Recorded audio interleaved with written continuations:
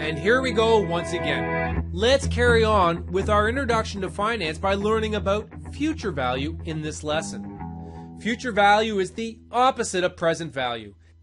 Calculating future value determines how much money we will have at the end of a specific investment horizon based on the cash flow forecast. The most common application of this concept is for retirement planning. So let's weave this into this lesson. Once upon a time, there was a man named Bob.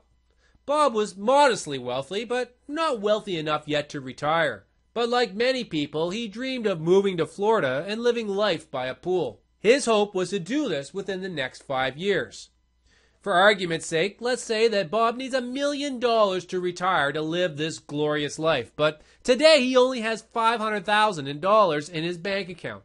The difference of $500,000 created somewhat of a dilemma for Bob, as he wasn't quite sure how he was going to close the gap. In the investment world, there are many types of investment that Bob could invest his money into, all with different risk-reward profiles. And what do we mean by risk-reward? Well, quite simply, it means that the more risk an investor assumes, the greater the expectation of return.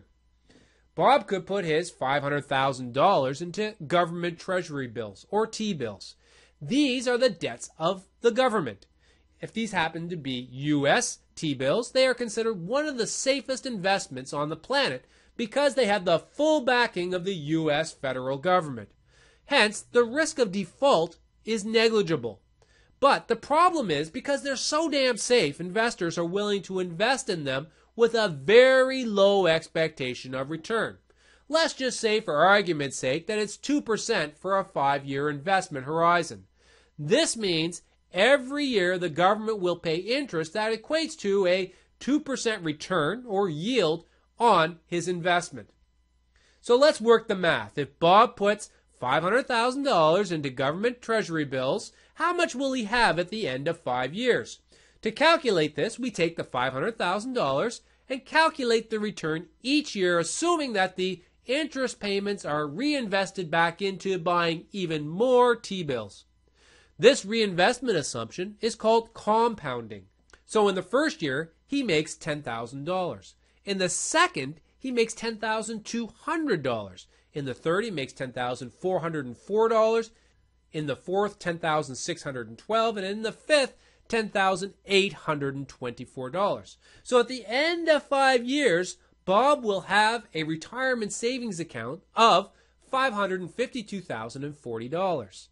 Finance has a nifty formula that shortcuts this calculation the same way as we learned in our last lesson about calculating present value.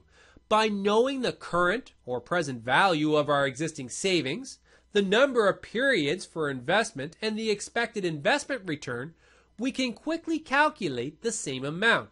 Excel also conveniently has a similar function.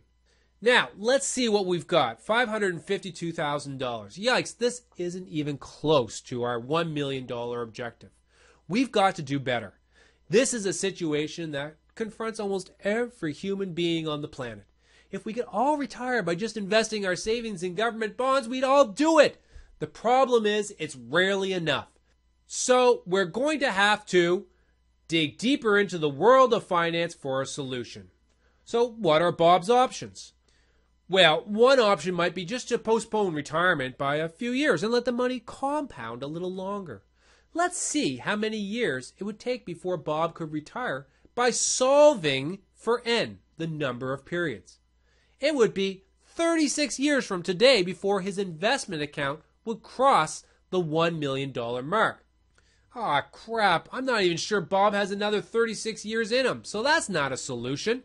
Maybe Bob could continue working for 5 years and manage to set aside, say, an additional $50,000 in each of the next 5 years. Will that help? Now, this is a slightly different situation, and we return to this idea of an annuity. An annuity is a constant stream of payments. In this case, 5 equal payments of $50,000 each.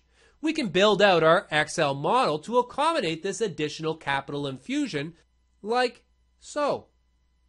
Or we can incorporate the annual contribution into the Excel future value function as illustrated in the formula bar. Or we can use another finance formula, the future value of an annuity, to calculate the same amount and add it to the future value of the lump sum we calculated earlier. Regardless of our approach, our answer is exactly the same, and unfortunately, so is the outcome. It's still not enough for Bob to retire. The last option for Bob is to seek out a higher rate of return, and to do that, we need to look for an investment with more risk, an investment that gives Bob a higher rate of return than 2%. Let's use our future value formula to solve for the rate of return needed by Bob to achieve his retirement goal. You could just play with the rate of return until the value of cash at the end of year 5 is $1 million. Or you can solve for this rate of return using the Excel rate function. It looks like Bob is going to need a compound rate of return of 15% to meet his investment goal. We now need to scour the investment universe looking for some sort of investment instrument that will give Bob an acceptable chance at generating that sort of return. He's got a lot of choices, including stocks and bonds, which we will look at more in our next lesson. In this lesson, we learned that the opposite of present value is future value, which is helpful when we need to figure out how much money we'll have at some point in the future, say the day you retire. Secondly, determining future value requires an expected rate of return, an investment horizon, and the amount of any initial or annuity investment contributions. And finally, we can solve for the required rate of return if we know the desired future value, the investment horizon, and the profile of the contributions. That's all for this lesson. Until next time.